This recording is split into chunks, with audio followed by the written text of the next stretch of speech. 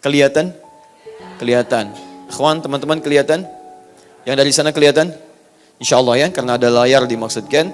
Baik, kalau sudah dirasakan kelihatan seluruhnya, maka saya kira cukup di sini, tidak harus mengangkat dan memindahkan mejanya. Sepakat?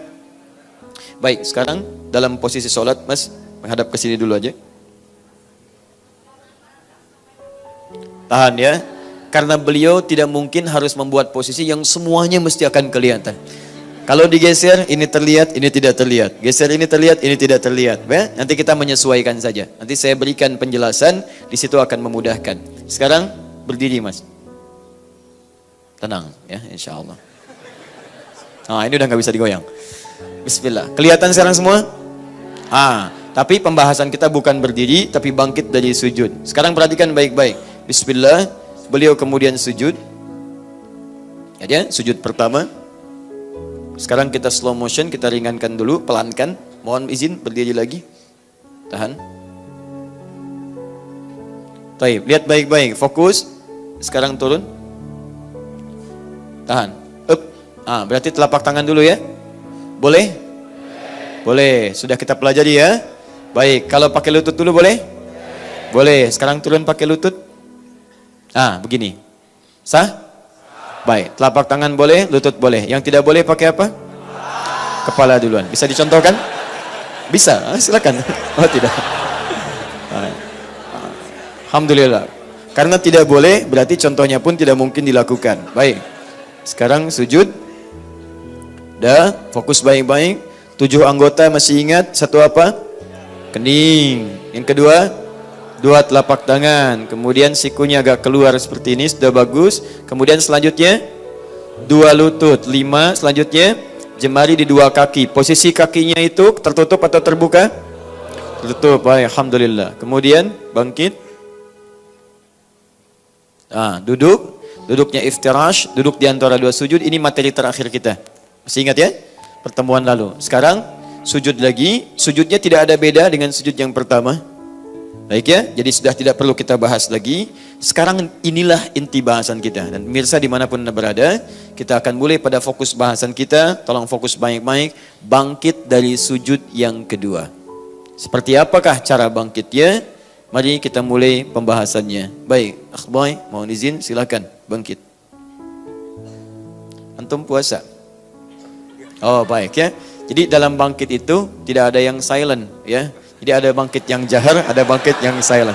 Bangkit itu pasti takbir Allahu Akbar gitu kan? Baik, silakan. Ini agak silent. Bismillah. HP aja yang di silent, bangkit tidak usah. Tayyib, bismillah. Tahan. Slow motion. Sujud. Lihat baik-baik, bangkit. 1, 2, 3, bismillah. Tahan.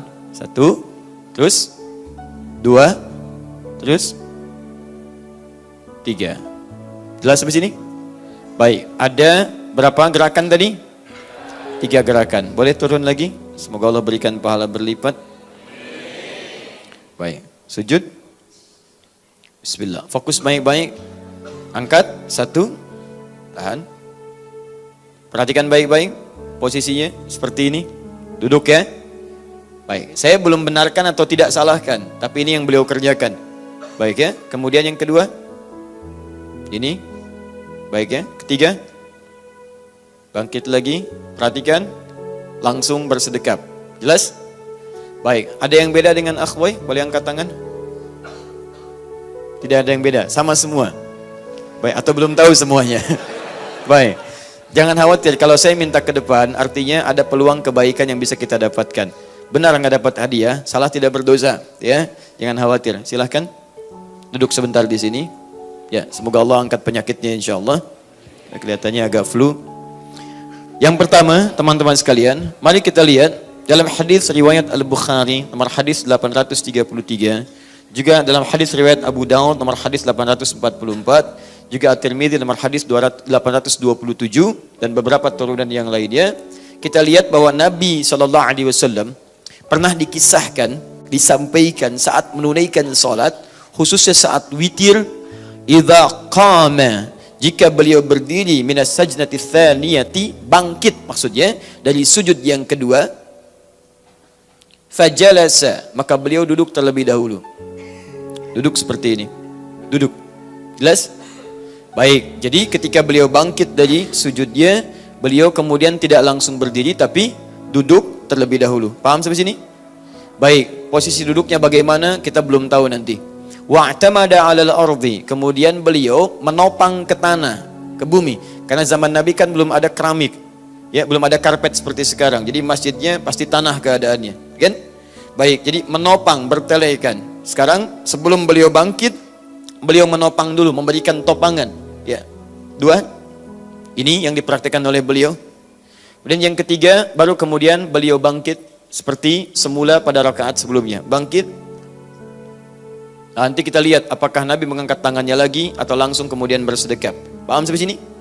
Nah, sekarang kita bahas pelan-pelan. Artinya apa yang dilakukan oleh Mas Boy ini atau Akh Boy ini ada dalam petunjuk hadis-hadis Nabi SAW, tapi yang penting kita pelajari sekarang bagaimana detil pembahasan masalah duduk, masalah bertopang dengan masalah kembali lagi ke atas.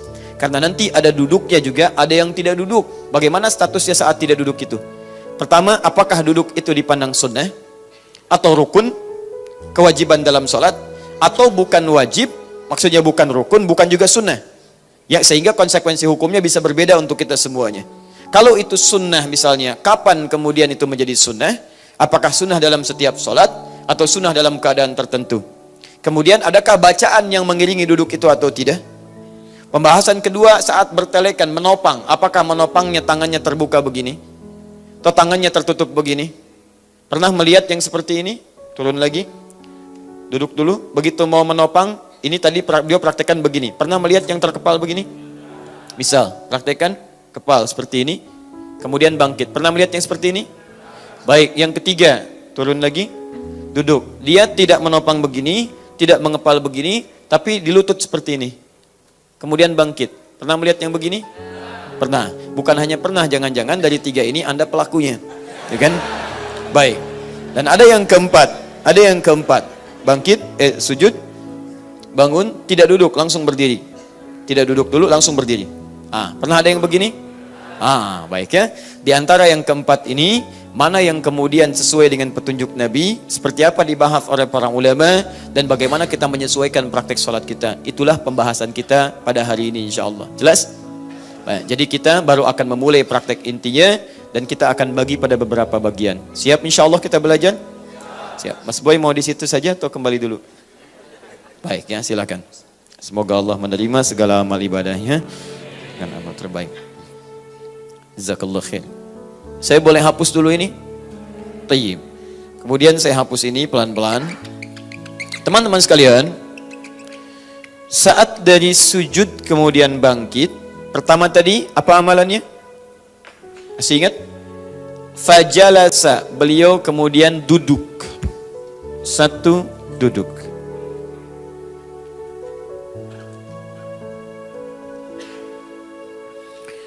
Baik. Kedua apa? Wa'tamada 'alal ardi. Tangannya menopang ke bumi, ke bawah. Menopang dengan telapak tangan. Kita fokuskan pada ini dulu, baru kemudian bangkit, dan posisi tangannya nanti kita akan lihat setelah ini. Kita bahas 2 ini dulu. Baik, sekarang pembahasan pertama tentang duduk. Bagaimana status duduk yang dimaksudkan ini? Para ulama kemudian mencoba untuk menggali tentang persoalan duduk ini. Kata Imam Asy-Syafi'i dalam kitabnya jilid yang pertama halaman 116, beliau sampai mengatakan begini, saya tidak menyukai ada orang-orang yang dalam sholatnya kemudian dia langsung bangkit tanpa duduk dulu. Karena adanya hadis-hadis dari Nabi SAW yang memberikan keterangan tentang duduk dalam antara bangkit sujud yang kedua dengan dia berdiri. Di Imam Asy-Syafi'i lebih menyukai seseorang ketika dia bangkit sujud yang kedua, dia duduk terlebih dahulu. Paham sampai sini? Baik, pelan-pelan. Sekarang pembahasan statusnya belum selesai. Apa status duduk ini? Apakah rukun dalam artian wajib ataukah dia sunnah? Baik, saya tanya dulu Bapak Ibu sekalian, rukun yang bermakna wajib atau sunnah? Baik, rukun atau wajib? Tidak ada wallahu alam, cuma dua pilihannya ya. Kalau bukan rukun atau sunnah. Baik ya. Yang rukun angkat tangan. Yang rukun, sedang tidak rukun nih angkat tangan. Baik, rukun baik. Yang sunnah? Lihat baik-baik sini. Kalau rukun konsekuensinya wajib dilakukan. Kalau tidak dikerjakan berarti sholat dia batal. Dia mesti mengulang. Ingat baik-baik ya. Yang kedua, kalaupun rukun mesti bersanding dengan bacaan. Karena setiap ada yang dikerjakan rukun itu bersanding dengan bacaan. Misal, ketika Anda takbir, rukun bukan? Rukun, ada bacaannya. Ada apa bacaannya? Allahu Akbar. Baik, ketika Anda rukun bukan? Rukun, ada bacaan. Ada, ketika Anda sujud, rukun bukan? Rukun, ada bacaan. Ada, umumnya setiap rukun akan bersanding dengan bacaan dan berkonsekuensi dia wajib dikerjakan. Ditinggalkan batal salatnya. Paham? Baik. Yang kedua sunnah. Sunnah tidak mencapai derajat wajib. Artinya saat dia mengerjakannya, teman-teman sekalian, dia berpahala. Cuman saat dia tidak mengerjakan karena alasan tertentu yang dibenarkan, itu dia tidak berdosa. Ibadahnya tetap tidak batal. Tidak batal, cuma tidak memperoleh pahala yang dijanjikan. Atau tidak mendapatkan potensi pahala yang dijanjikan. Sholat tidak batal, cuman pahala tidak dapat. Jelas sampai sini? Pilih mana? Batal tidak dapat pahala, atau tidak batal dapat pahala? Tidak ada yang kedua. Ya, kalau sudah tidak batal, tidak dikerjakan, nggak akan ada pahala. Ya, awas, ingat baik-baik. Ketika Anda tidak mengerjakannya, pahala tidak dapat, cuman sholat tidak batal. Paham? Baik, misal, contoh. Ada misalnya sunnah untuk bersedekap seperti ini. Ada yang irsal, ada yang bersedekap. Ketika Anda bersedekap seperti ini misalnya, itu mengikuti sunnah Nabi, ada pahalanya. Pahala ada. Anda seperti ini pun ada yang irsal. Ada. Baik, nah alih-alih Anda misalnya berseperti ini, padahal bisa seperti ini misalnya, Anda memilih seperti ini, maka Anda kehilangan momentum dari yang bersedekap seperti ini. Paham ya? Pahala untuk bersedekap tidak Anda dapatkan, tapi Anda mendapat kemuliaan misalnya mengikuti yang kedua seperti ini. Ada yang lebih jelas, misal Bismillahirrahmanirrahim. Tayyib. Ada yang memilih langsung Alhamdulillah, tidak ada masalah, karena riwayatnya ada. Anda tidak baca Bismillah pun dalam Al-Fatihah, misal dalam sholat langsung Alhamdulillahirrabbilalamin. Sholat Anda nggak batal. Gak ada masalah di sini. Ada hadisnya. Tapi kalau Anda bacakan misalnya Bismillahirrahmanirrahim, ada peluang pahala Anda dapatkan di situ. Paham di sini? Nah, fiqh Asy-Syafi'i di antara ciri khasnya adalah kalau ada peluang pahala bisa saya dapatkan, kenapa saya tinggalkan? Jelas ya? Itulah pandangan Imam Asy-Syafi'i. Makanya beliau memilih saat bismillah salah satu contohnya dengan jahar. Kenapa? Pertama, saya bisa bacakan bismillahnya, artinya saya punya peluang pahala. Bukankah satu hurufnya 10 kebaikan? Bismillahirrahmanirrahim, 19 huruf, 190 kebaikan saya dapatkan. Kalau saya nggak bacakan, memang sholat saya nggak batal, cuman saya kehilangan pahala, sayang. Baik, Imam Syafi'i kenapa tidak disirkan? Kata Imam Syafi'i, saya pilih jaharkan, sebab kalau saya jaharkan, yang lain dengar. Bukankah mendengar Quran di situ ada kebaikan juga? Quran surah ke-8 ayat kedua. Innamal mu'minuna alladzina idza dzukirallahu wajilat qulubuhum wa idza tuliyat 'alaihim ayatuhu zadatuhum imana wa 'ala rabbihim yatawakkalun. Orang beriman itu kalau disebut nama Allah ada getaran dalam jiwanya. Dan kalau dibacakan ayat Quran ada sentuhan pada dirinya, meningkat imannya dan semakin dekat dengan Allah. Daripada nggak saya keraskan, mendingan sekalian saya keraskan. Pahala saya dapat, orang lain bisa dengar dan ada kebaikan di situ. Itu cara satu contoh pendekatan fikih Asy-Syafi'i. Saya tidak mengatakan Anda mesti ambil yang ini, bukan. Saya menjelaskan begini karakteristiknya. Supaya Anda paham kalau Imam Syafi'i misalnya berhujjah seperti ini maksudnya. Imam Malik mengatakan saya ambil saja yang tanpa basmalah. Langsung Alhamdulillahirrabbilalamin. Sampaikan oleh beliau. Kenapa? Karena hadis-hadis awal terkait Al-Fatihah itu langsung dengan hamdalah tanpa basmalah. Basmalah datang kemudian ketika Ibnu Abbas radhiyallahu taala huma bertanya pada Nabi, kenapa tidak ada ayat turun untuk memisahkan surah satu dengan yang lainnya? Asalnya nyambung. Ya, qul huwallah nyambung dengan Al-Falaq, Al-Falaq nyambung dengan An-Nas. Begitu ditanya Ibnu Abbas radhiyallahu taala anhuma, turunlah bismillahirrahmanirrahim. Sejak saat itulah Nabi seringkali membaca surah-surah diawali dengan bismillah. Termasuk Al-Fatihah dibaca dari Bismillahirrahmanirrahim. Sehingga Imam Malik memilih, saya pilih dari hamdalah saja langsung. Apakah kehilangan pahala? Tidak. Beliau mendapatkan pahala mengikuti Nabi. Bagaimana mengikutinya? Memilih hadis-hadis awal dengan Alhamdulillahirrabbilalamin. Ya, jadi saking inginnya beliau mengambil yang pertama, beliau mengambil Alhamdulillahirrabbilalamin. Imam Ahmad menengahi. Daripada ini tidak baca, ini baca kemudian. Ada yang ketiga, yang orang lain juga belum tentu tahu ini. Apa itu disirkan? Sir, tetap dibaca tapi tidak dijaharkan. Sir, silent. Ya, tidak ada bunyinya. Bismillahirrahmanirrahim. Dibaca pribadi, dibaca bismillahnya, tapi disirkan, tidak dijaharkan, lantas tidak terdengar oleh orang lain. Paham ya? Jadi kalau antum jadi imam, imamnya sir, antum gak harus dekatkan ke mic supaya kedengaran orang. Bismillahirrahmanirrahim. Alhamdulillahi rabbil alamin. Kalau seperti itu sama aja jahar. Jahar karena bacaan antum kedengaran orang. Paham ya? Nah, ini karakteristik tipikal fikih Imam Asy-Syafi'i. Jadi kata beliau, saya menyukai orang duduk daripada tidak sama sekali. Karena ketika duduk ada pahala mengikuti petunjuk Nabi SAW. Jelas? Nah, sekarang pertanyaannya, apakah ini bagian dari wajib, rukun atau sunnah? Kalau wajib jelas ditolak oleh para ulama, ini bukan dari bagian rukun ataupun kewajiban. Jelas? Baik. Disepakati oleh para ulama, ini hukumnya sekalipun dikerjakan masuk dalam hukum sunnah. Berpahala jika dikerjakan, tapi tidak melahirkan dosa dan tidak membatalkan sholat kalau tak mampu mengerjakannya. Jelas sampai sini? Nah, sekarang pertanyaannya, apakah duduk ini terus dilakukan dalam sholat atau hanya sesekali dikerjakan dalam sholat? Kapan Nabi SAW mengerjakan duduk dalam sholat? Ternyata pembahasan para ulama di kitab-kitab keterangan tentang sifat salat Nabi SAW terkhusus yang dibahas tuntas itu oleh Ibnul Qayyim Al-Jauziyah dalam sifat salat Nabi. Di sini beliau bahas tuntas tapi kalimatnya ringkas.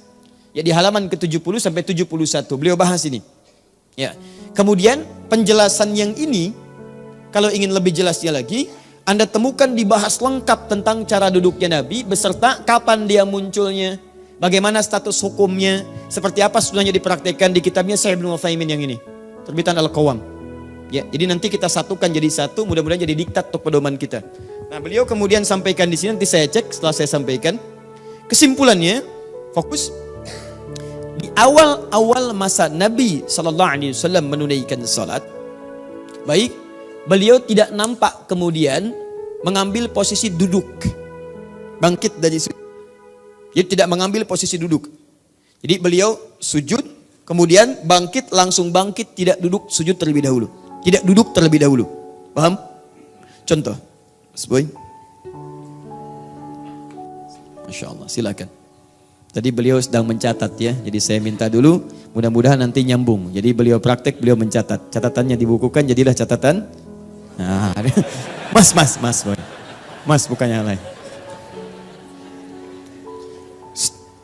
Dah ya, lihat sini, sujud.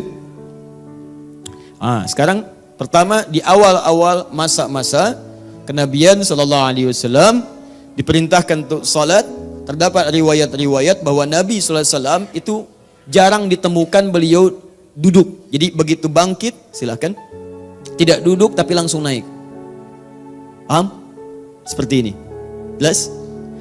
Sesekali, ingat sesekali ditemukan Nabi SAW khususnya seringkali terlihat pada tahun ke-9 Hijrah.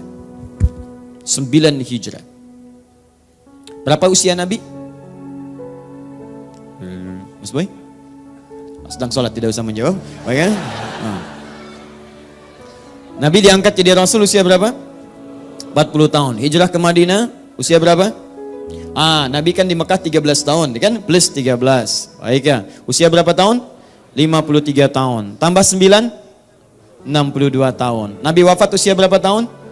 Kurang lebih 63 tahun ke 10 Hijrah. Berarti setahun sebelum wafat. Pertanyaan saya, usia Nabi sudah sepuh atau belum? Sudah sepuh. Baik, salatnya berdiri atau duduk? Jangan mengarang. Jangan mengarang. Kalau tidak tahu katakan apa? Wallahu a'lam. Baik, setahun sebelum Nabi wafat, kebanyakan Nabi SAW menunaikan salat itu sering sekali beliau duduk. Bahkan salat malamnya sering duduk. Karena ayat yang dibaca panjang, tidak punya kemampuan terlampau lama beliau untuk berdiri. Saking inginnya tahajud, tapi sulit menyeimbangkan antara fisik dengan bacaan yang panjang itu. Kan sering saya katakan, Nabi kadang seringkali satu rakaatnya 5 juz 4 halaman. Baiknya, panjang berdiri, tidak punya kemampuan seperti biasa awalnya, maka beliau seringkali duduk. Artinya, fisiknya sudah mulai ada penurunan. Sebelum ini kadang duduk, tapi dalam keadaan-keadaan tertentu. Tidak setiap kali beliau bangkit kemudian beliau duduk. Artinya duduk yang dimaksudkan, silakan sujud, kemudian bangkit, duduk dulu.